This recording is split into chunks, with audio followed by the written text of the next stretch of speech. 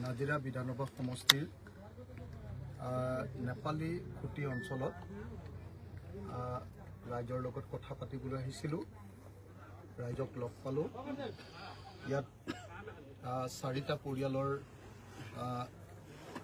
4গৰাকী মানুহৰ মৃত্যু ঘটিছে। 5গৰাকী মানুহৰ মৃত্যু ঘটিছে 4টা পৰিয়ালত। মই মৃতকৰ প্ৰত্যেকটো পৰিয়ালক 50,000 টকাকৈ আৰু ইয়াত সকলো বানপীড়িত সকলো পৰিয়ালক 5,000 টকাকৈ আমাৰ দলৰ তৰফৰ পৰা আৰু মই বিধায়ক হিচাপে আগবঢ়াইছোঁ।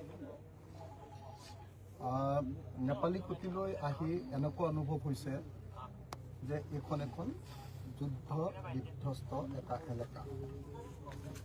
মোৰ এনেকুৱা অনুভৱ হৈছে যেন বিদেশী ৰাষ্ট্ৰ এখনে যেন ইয়াত বোমা পেলাই দিব। মুঠতে সম্পূৰ্ণৰূপে ধ্বংস হৈ যোৱা এটা এলেকা, যিটো এলেকাত অসমৰ বিভিন্ন জাতি আৰু জনগোষ্ঠীৰ মানুহে বসবাস কৰিছিলে। সেই সমস্ত এলেকাৰ 80টা ঘৰ সম্পূৰ্ণৰূপে উটুৱাই লৈ গ'ল। তাৰ ভিতৰত 6টা নে 7টা ঘৰহে অকল ৰ'ব। 80টা ঘৰৰ ভিতৰত 6টা নে 7টা ঘৰহে কেৱল ইয়াত ৰ'ব। বাকী গোটেইখিনি ঘৰে ইয়াত উটুৱাই লৈ গ'ল। 5জন মানুহৰ মৃত্যু ঘটিছে। তাৰে এগৰাকী মহিলা মৃতদেহ এই হাবিখনতে পৰি আছে বুলি এতিয়া তেখেতৰ স্বামীয়ে কৈছে অলপ আগতে। কিন্তু এতিয়ালৈকে যিহেতু ইয়াতে ৰেস্কিউ অপাৰেশ্যন ভালকৈ চলোৱা নাই আৰু চৰকাৰৰ পিনৰ পৰা এতিয়ালৈকে যিহেতু এই গাঁৱত আহি এতিয়ালৈকে দায়িত্ব সহকাৰে কাম কৰা নাই, গতিকে মৃতদেহ পৰি থকাৰ পাছতো সেই মৃতদেহ উলিয়াই অনা নাই বুলি আমাক তেখেতৰ স্বামীয়ে, কি নাম আছিলে তেখেতৰ স্বামী, শিৱেশ্বৰ কৰ্মকাৰে আজি আমাৰ সকলোৰে সন্মুখত অভিযোগ কৰিছে। তেখেত কান্দি আছে, কৈছে যে মোৰ মানুহজনী সেই ভলুকা বাঁহজোপাৰ তলত বহুত বাঁহ যে পৰি গ'ল, সেই বাঁহৰ তলতে লুকাই আছে, কিন্তু এতিয়ালৈকে মই উলিয়াব পৰা নাই। মই অচিৰেই জিলা প্ৰশাসন আৰু অসমৰ মুখ্যমন্ত্ৰীক এই সম্পৰ্কে জনাম আৰু ইমিডিয়েটলি তেওঁৰ পত্নীৰ মৃতদেহটো বিচাৰি উলিয়াবলৈ মই এতিয়া অসমৰ মুখ্যমন্ত্ৰীক ইয়াৰ পৰা ওলাই গৈ ফোন কৰাৰ লগে লগে মই তেখেতক জানিবলৈ দিম। এইটো বৰ দুৰ্ভাগ্যজনক ঘটনা যে আটাইতকৈ ডাঙৰ ক্ষতিগ্ৰস্ত এলেকাটো হ'ল নেপালী খুটি, অথচ নেপালী খুটিলে ইয়াৰ স্থানীয় বিধায়কজন এতিয়ালৈকে অহা নাই। নেপালী খুটিলে এতিয়ালৈকে ডিজাষ্টাৰ মেনেজমেণ্ট ডিপাৰ্টমেণ্টৰ মন্ত্ৰী কেশৱ মহন্ত অহা নাই।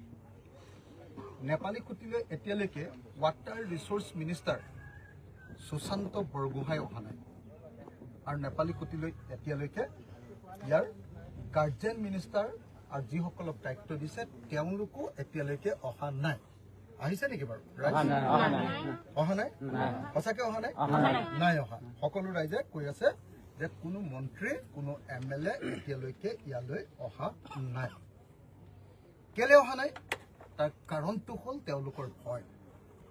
কাৰণ তেওঁলোকে যি ধৰণে এই অঞ্চলৰ মানুহক মৰিবলৈ এৰি দিলে, ৰাতিপুৱা 10 বজাত পানী বাঢ়িছে, আবেলি 3টা বজাত মানুহ উটুৱাই নিছে।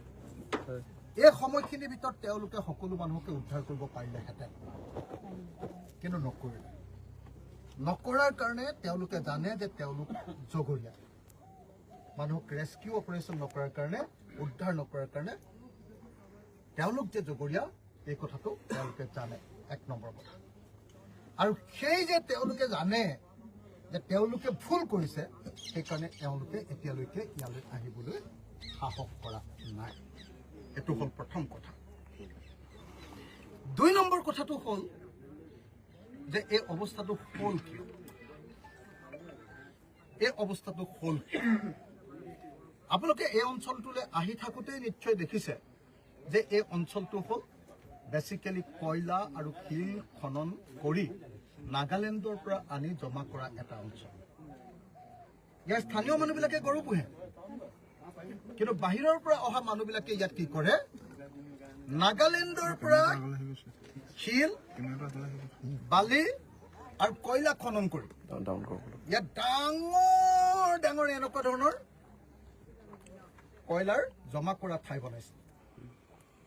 যাৰ ফলস্বৰূপে কি হৈছে এতিয়া পাহাৰৰ পৰা আমাৰ দিখৌ নৈখন পগলা কলে এই কামটোত পৃষ্ঠপোষকতা কৰি সিন্ডিকেট চলাই এই কাম কৰে গতিকে এই অঞ্চলৰ মানুহ মৰাৰ কাৰণে আৰু এই অঞ্চলটো সম্পূৰ্ণৰূপে ধ্বংস হৈ যোৱাৰ কাৰণে অসম চৰকাৰ 100% জগৰীয়া আৰু সেই ভয়তে এতিয়ালৈকে কোনো মুখ্যমন্ত্ৰী কোনো মন্ত্ৰী কোনো বিধায়ক এই অঞ্চলৰ মানুহৰ মাজলৈ আহিবলৈ সাহস কৰা নাই কথা এইটোৱে হয়নে নহয় বাৰু কথাটো হয়নে মানুহবিলাকক মাৰিলে ইয়াত মানুহে গৰু পুহি খায় এই ওচৰতে আহি গোটেই ডাঙৰ পাহাৰৰ পৰা গোটেই কয়লা খান্দি ডাঙৰ ডাঙৰ হ্ৰদ তৈয়াৰ কৰি দিলে একদম পাহাৰৰ তলত ডাঙৰ ডাঙৰ গাঁত তৈয়াৰ কৰি দিলে তাত পানী জমা হৈ গ'ল একেলগতে যেতিয়া বৰষুণ দিলে সেই গাঁতত জমা হোৱা পানী শিল খান্দিবতে বনোৱা ডাঙৰ ডাঙৰ পানী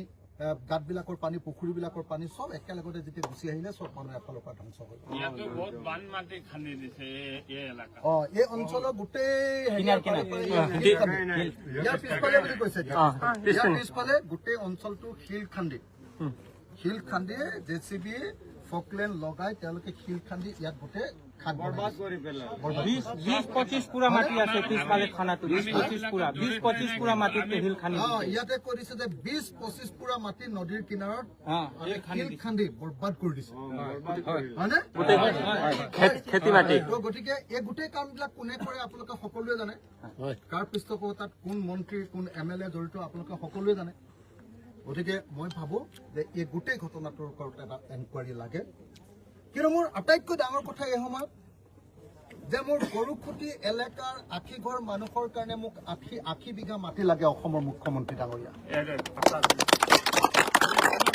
মোক গৰুখুটি এলেকাৰ আশীঘৰ মানুহৰ নেপালী খুটি অঞ্চলৰ তিনিখন নেপালী খুটি আছে বিহুবৰ হয় তিনিখন কৈছো মই বিহুবৰ অঞ্চলৰ 3খন নেপালী খুটি হয়নে 3টা নেপালী খুটি অঞ্চলৰ 80 ঘৰ নে বেছি হ'ব মানে বেছি আছে 150 ঘৰ মানুহৰ কাৰণে মোক 150 ঢুকাইছে এই আটাইতকৈ বেছি ক্ষতিগ্ৰস্ত পৰিয়াল কেইটাৰ এটা পৰিয়ালকো না ৰেচন দিছে না আপোনাৰ নাও দি মানুহ উদ্ধাৰ কৰিবৰ কাৰণে ব্যৱস্থা কৰিছে না তেওঁলোকক মৃতকৰ পৰিয়ালক কিবা এটা পইচা দিছে একো দিয়াৰে এতিয়ালৈকে ব্যৱস্থা কৰিছে হয়নে নহয় একদম হয়নে মিছা কথা কৈছো নেকি একমুঠি চাউল দিয়া নাই কেৱল আৰু কেৱল ৰাইজে আহি মানুহবিলাকক বচাই আছে সাধাৰণ বাহিৰৰ পৰা অহা ৰাইজে বচাই আছে হয়নে নহয় অকল ৰাইজে বচাই আছে হয়নে হয় গতিকে এই মুহূৰ্তত মই একদম গ্ৰাউণ্ড চিটুৱেশ্যনটো একচুৱেল য'ত ঘটনা ঘটিছে সেই অঞ্চলৰ ঘটনা ঘটা অঞ্চলৰ মানুহৰ লগত কথা পাতি আপোনালোকক গ্ৰাউণ্ড ৰিয়েলিটিটো আপোনালোকৰ সন্মুখত কৈ আছো গ্ৰাউণ্ড ৰিয়েলিটিটো আচল সত্যটো মই আপোনালোকৰ সন্মুখত কৈ আছো যে এতিয়াও আপোনাৰ মানুহজনী এই হাবিখনতে এতিয়াও আছে নহয় আছে হয়নে তেখেতে কৈছে যে সেইডোখৰতে ভৰি ভাগিছিলে তাতেই এতিয়া গোটেই বাঁহেৰে পুতি পেলালে গতিকে তেখেতৰ পলসে পুতি পেলালে গতিকে তেখেতৰ মতে তেখেতৰ ঘৰৰ পৰা অকণমান আগত কেইখোজমান আগত অলখে পুতি পেলোৱা এলেকাটোতে তেখেতৰ পত্নীৰ মৃতদেহ এতিয়াও আছে তেখেতৰ পত্নী তাতে আছে কিন্তু চৰকাৰৰ পৰা এতিয়ালৈকে তেওঁক উদ্ধাৰ কৰিবৰ কাৰণে ব্যৱস্থা লোৱা নাই মই অসমৰ মুখ্যমন্ত্ৰীক ব্যৱস্থা ল'বলৈ দাবী জনাইছো এতিয়া মই অন্য কেইটামান বিষয় আপোনালোকৰ সন্মুখত ক'ব খুজিছো কালি অসমৰ মুখ্যমন্ত্ৰীয়ে মই নতুন এটা বিষয় ক'ব খুজিছো আপোনালোকে কথা নাপাতিব ভাইটি